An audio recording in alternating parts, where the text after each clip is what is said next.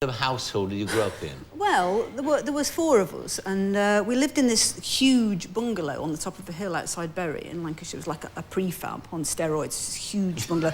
And it had been a children's holiday home for the poor children of Bury. They were so poor they had to have a holiday home in Bury. They couldn't afford to go. And it had only had about 4 rooms, but my mother had divided it into lots and like 20 little rooms with little bits of hardboard that she'd nicked off building sites. So whenever you slammed the door, like 3 walls would fall down. You'd be stood there like Buster Keaton in the middle.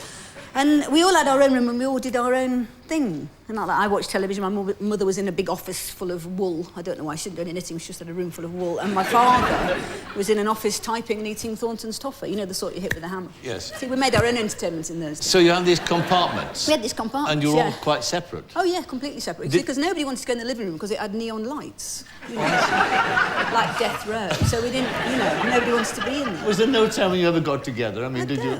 Well, there must have been, really. But if you think, the 1950s, things were much, you know... Children had a very dull life. I mean, you were in a pram till you were 2, looking at leaves, weren't you, in the garden? And then you stood by the front gate till you were 5, with a bonnet on. And then, you know, suddenly you had a good spit wash and you were in a brick building with 47 other children. How has this happened? Who are these? I've never seen any people my height. I thought I was the only child in Bury. I didn't realise there were others. It was a terrible shock. The 50s, too, were very boring, isn't it? The people who haven't lived through that forget how boring. They never knew how boring it was. It was very dull and very grey. It was very grey. I remember just being in a sort of big tarmac expanse of the playground, and playgrounds are horrible. People forget, you know, like when you're a grown-up and like you have your hair cut, people say, oh no, I like it. No, it's growing on me actually. And children say, you've had your hair cut, you look really stupid. You're going to go to hell because you've had your hair cut.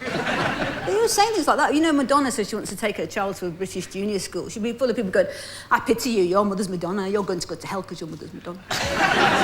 Didn't you, I mean, was there any idea of sitting around the TV set, for instance? I mean, you had a TV set. We had a TV set, but we only rented it, so it went back in the summer.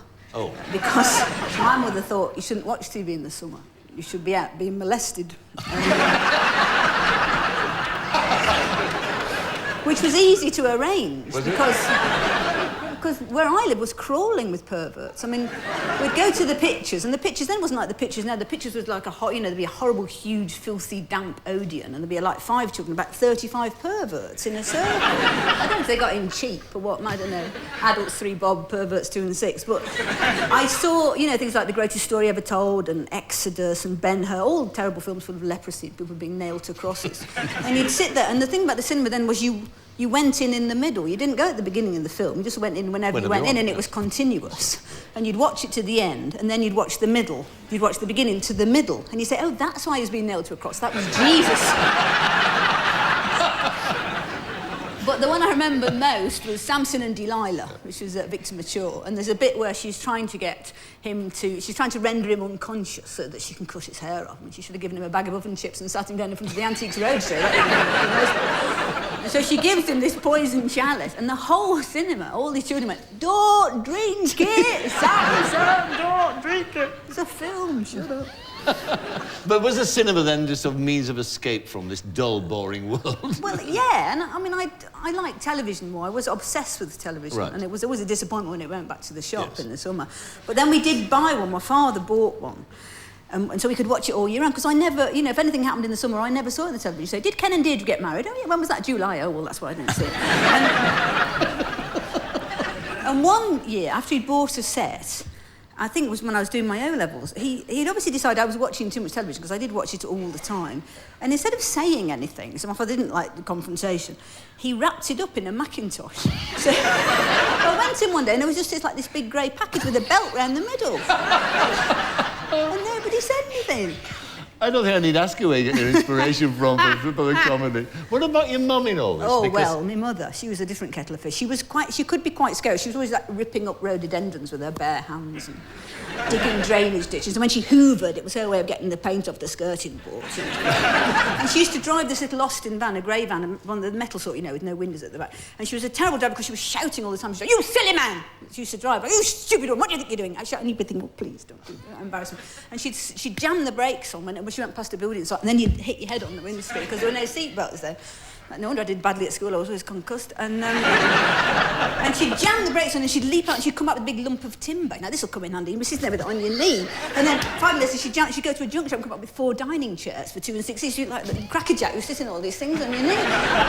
Once she bought the whole costumes from a production of The Merry Widow. And they were sat in a bag in the front hall for about 15 years. And then the best thing she ever bought, she bought a sack of shoe lasts. Oh, you know, the wooden things for making shoes. And my father was an insurance underwriter, he wasn't a cobbler, so what she thought she was going to do with them. But there were 200 of them in this sack, wooden ones, all for the left foot. And she had them in a shed for 30 years. And when she moved, I went up to help her clear up her house, you see, and I went in and my sister's sitting in the kitchen looking very helplessly at about 24 thermos flasks. Because whatever my mother had, she had lots of it. And I went in the shed and I actually found myself thinking, that could come in handy, you know, 200 left-footed shoe lasts. I don't know, put them in the skip. She left school at 14 and then she taught herself, didn't she? She was self-taught and became a teacher. So, I mean, plain a remarkable woman in many senses. Terribly, terribly clever, yeah. That generation, of course, I mean, they, I suppose, did feel a touch frustrated if they were bright like your mother was and there was no chance of going on to further education at all. Yeah, so she waited until I was 11 and then she went back to college and she did her O-levels and her A-levels and she went to university and then she got a PhD. She's very, very clever. Is she still alive? Yeah. What does she make of your success? I haven't told her. Yeah.